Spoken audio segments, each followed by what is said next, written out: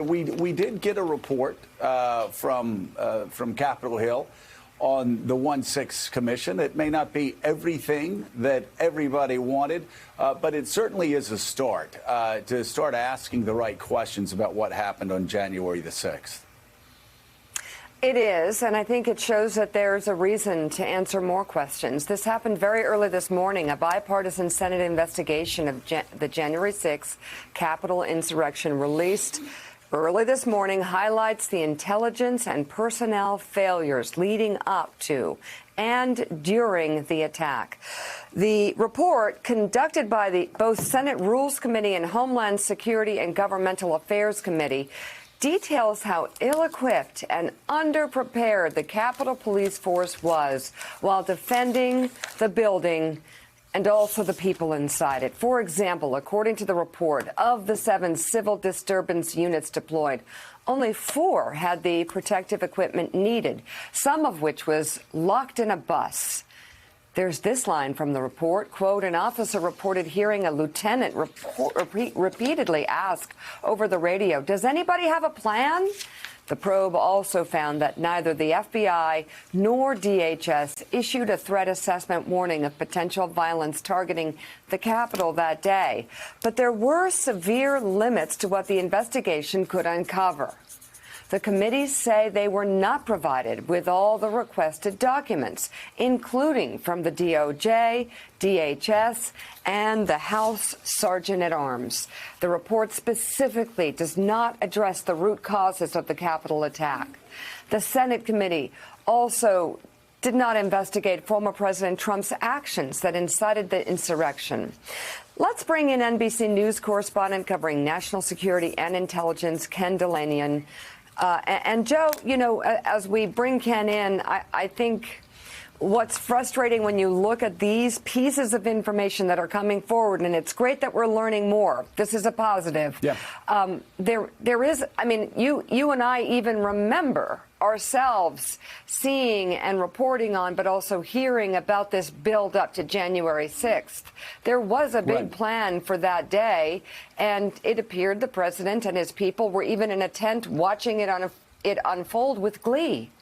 Right. Right. Well, it's not like we're never going to be able to discover anything because there's not going to be a bipartisan, bicameral commission. So I think we need to look at the information we have right now and build on it, understanding that the FBI is investigating, the Senate will continue to investigate, the House will continue to investigate. These investigations will go on, the law enforcement will go on. So I think it's important for us. Ken, thanks so much for being with us this morning. We so greatly appreciate it. A couple of things stuck out in my mind, Ken. And again, we didn't get all the answers that we would want from a bipartisan commission. But a couple of things that jumped out at me, and I'm curious what your thoughts are. One, the intel failure. I mean, they explicitly had the warnings that this attack was coming. Capitol Hill police officer, sort of the semi-intel unit in there, and did not pass it on to superiors. You also had the question about the National Guard. I think highlighting the fact that the National Guard had been burned badly when Trump had ordered them and during the Black Lives Matter protests the previous summer, and were feeling burned by that. And that may have caused some of their hesitancy to jump out and go up to the Capitol. And again, the anguished cries from the officer, does anybody have a plan? Does anybody have a plan? Nobody seemed to have a plan for anything, Ken. Good morning, Joe. That's right. I think you guys laid it out really well. This was an incredibly frustrating and infuriating report, both for what's in it and also what's not in it. Because, as you said, Joe, one of the themes of this report was there was a massive intelligence failure here, which, by the way, none of the agencies acknowledge. They dispute that there was an intelligence failure, but this report lays it out very clearly. It says a key contributing factor to the tragic events of January 6th was the failure of the intelligence community to properly analyze, assess, and disseminate information to law enforcement regarding the potential for violence and the known threats to the Capitol. But here's the thing, Joe. Well, this report, and I'll get into this, does a fantastic job of explaining what the Capitol Police knew, because the Capitol Police falls under their jurisdiction, and they were able to get emails and internal traffic and interview key participants. This report sheds very little new light on what was going on inside the FBI and DHS and what intelligence they gathered and what threats they knew about. Instead, it simply relies on the public testimony we already saw from key FBI and DHS officials before this committee. And so it's clear there was an intelligence failure on the part of not only the Capitol Police, but these national agencies. But the report, because they're hamstrung, because Justice Department and DHS did not fulfill all their information requests, because it isn't a commission with that kind of sweeping subpoena power, they just didn't get access to this. Now, maybe they will down the line. We hope they do. But that, to me, is an infuriating omission. Now, on the Capitol Police front, man, it's a devastating report, because it really shows that, for example, the reporting that NBC News did about this site called the Donald.win, where people for weeks before January 6th were talking about the tunnels around the Capitol, posting maps, talking about their plan to rush the perimeter, talking about attacking the Capitol. The Capitol Police knew about that. This report shows that the FBI passed that on to the Capitol Police, but they did not circulate it to their rank and file members. And it really portrays a situation where the rank and file was left out to dry. And there are some harrowing quotes from individual officers who spoke to the committee. And let me just read one of them to you. I was horrified that no deputy chief or above was on the radio helping us.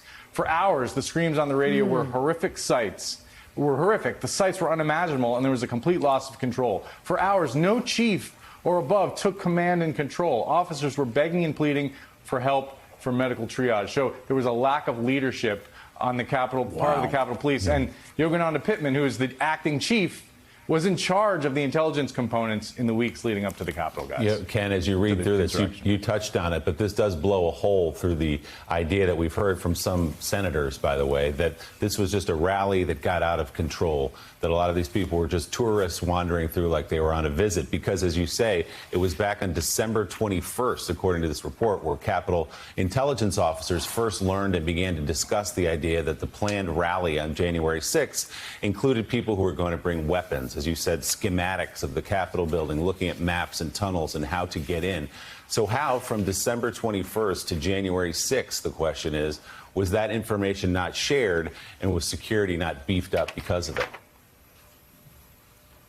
Well, we know from this report that one of the reasons that didn't happen, Willie, is because the Capitol Police intelligence operations were completely dysfunctional. And they had some good information, but they didn't share it. Some of it wasn't even shared with the leadership of the Capitol Police.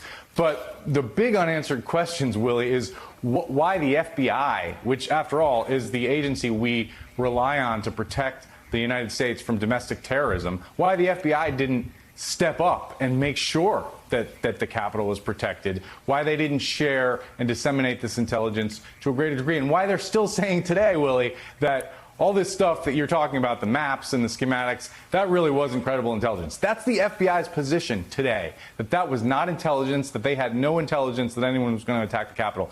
To me, that is a huge, gaping, unanswered question that, you know, we were hoping a commission was going to get to the bottom of, the way the 9/11 Commission got to the bottom of the incredible mistakes by the CIA and the FBI before 9/11. It's not going to happen in that regard, but we hope that Congress continues to press on the FBI and DHS. Well, and Ken, before we get to you on other stories, isn't this all going to come out in some way, shape, or form? I mean, what the Republicans might have done by voting against a commission right now in the Senate is maybe show a little bit about where they are politically and who they are. But there are still avenues in which this information will get to the public, are there not, especially through Congress? Well, I sure hope so, Mika. I believe that you're right. Over time, it will come out. It's just much more difficult when you don't have the power of a commission to just drop a major subpoena and say, we want everything you've got. You know, these bureaucracies will resist because there's embarrassing, I guarantee you, there are embarrassing emails and message trafficking within the FBI and DHS where people were raising the flag about this and they weren't listened to. And that's the kind of thing we need to see. And it's going to take a while for Congress to get at that. Hopefully they will, though, Mika.